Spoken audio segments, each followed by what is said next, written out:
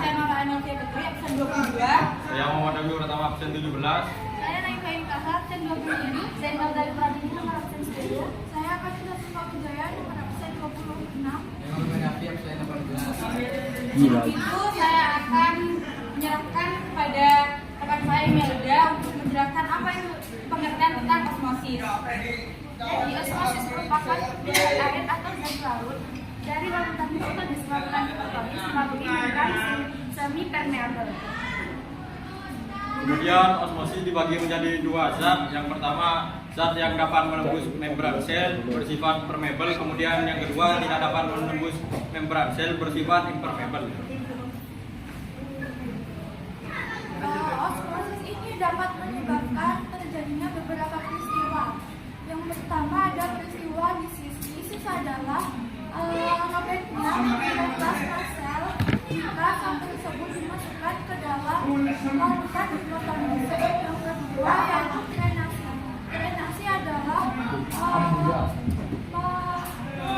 sel jika sel tersebut dimasukkan ke dalam larutan hipertonis. Yang ketiga atau yang terakhir yaitu ada plasmatosis. Plasmatosis adalah melepasnya membran sel pada dinding sel tumbuhan jika sel tumbuhan tersebut dimasukkan ke dalam larutan hipertonis. Di sini sebagai contoh ada kentang. Ada kentang dalam larutan air tawar dan juga kentang dalam larutan air garam. Jadi, apakah ada yang ingin ditanyakan? Saya. Silakan. Assalamualaikum warahmatullahi wabarakatuh. Saya Nurul Fauzia dari Perwakilan Kelompok 2, absen 23, ingin bertanya. Jelaskan peristiwa yang terjadinya osmosis pada umbi kentang dalam air. Sekian.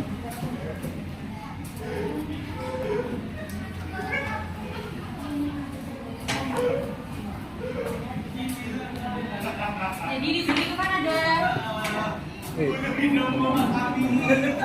ini gelas, ini air tawar. Sedangkan ini air garam.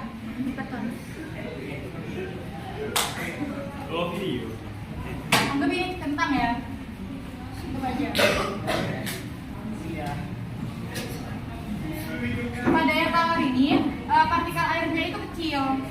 Jadi zat air ini bisa melewati sel dalam kentang yang mengakibatkan kentang itu menjadi lebih besar. Sedangkan pada air garam ini, air garam itu memiliki partikel yang lebih besar sehingga air garam ini tidak dapat memasuki atau melalui sel di dalam kentang yang mengakibatkan air dalam kentang ini justru malah keluar. Akibat dari peristiwa ini adalah kentang itu bentuknya lebih mengecil dan juga menurut. Beda dengan pada air tawar, kentang itu akan semakin besar. Apakah jelas? Tidak. Terus kenapa kalau di larutan kentang yang ada di larutan garam itu apa ya, kayak agak kenyal-kenyal gitu? Kenyal. Oh, garam. Iya. Garam. Soalnya kan ini. Jadi kan partikel airnya kan partikel air garamnya kan lebih besar kan. Jadi dia itu nggak bisa masuk, nggak bisa melewati kentang. Jadi dia itu air dari kentangnya itu yang malah keluar. Kalau keluar itu kan jadinya menurut kecil. Ya kan? Ya. Ya. Ya. Benar sekali. Jadi dong.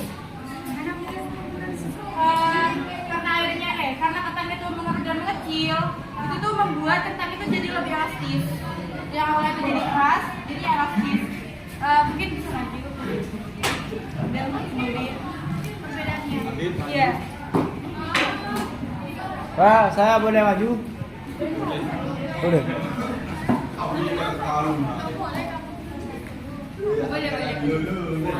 Untuk Boleh maju? Boleh maju? sering kamu jadi berjuang.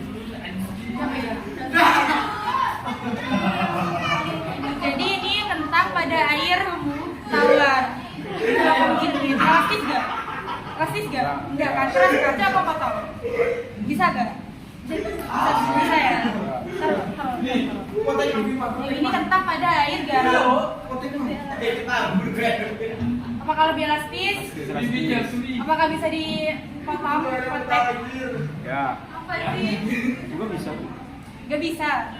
Bisa.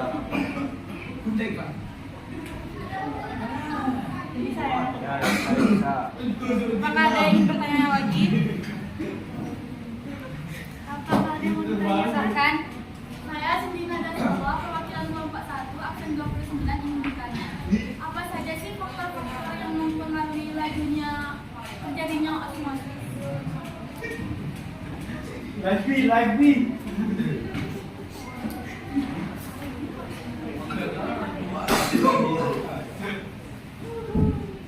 B dulu.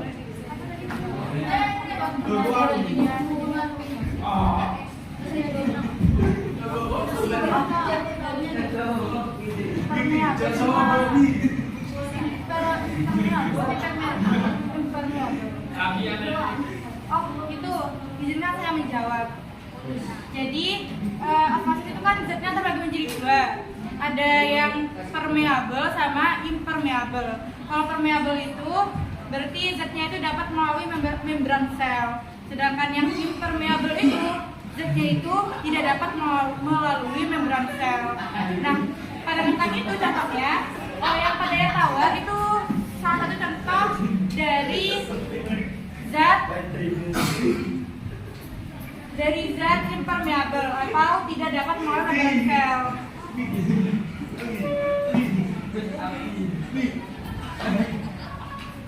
Saya ulangi, pada air tawar itu zatnya yang terkandung dalam air itu bersifat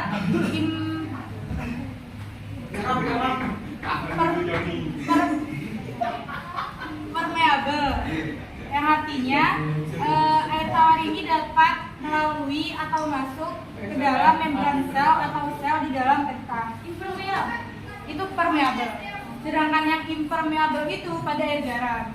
Jadi air garamnya itu tidak dapat melalui kentang karena zat impermeabel itu kan zat yang tidak dapat melewati membran sel, yang akhirnya air pada garam itu yang keluar. Bisa lebih ringkas nggak? Ringkas. Ya, Ini karena kan ini permeabel. Yang ini itu impermeabel. Nah, permeabel itu kan dapat melalui zat pada membran sel. Terus melalui membran sel. Nah, ini air tawar itu partikelnya kecil. Jadi dia itu dapat melalui sel di dalam kentang. Ngerti gak?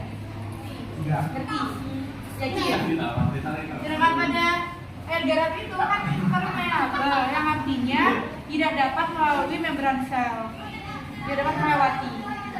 Nah, partikel air garam itu kan besar. Jadi dia tuh nggak bisa masuk ke dalam kentang. Ke dalam sel kentang tuh tidak bisa. Jadi air dalam kentangnya itu yang malah keluar. Gitu.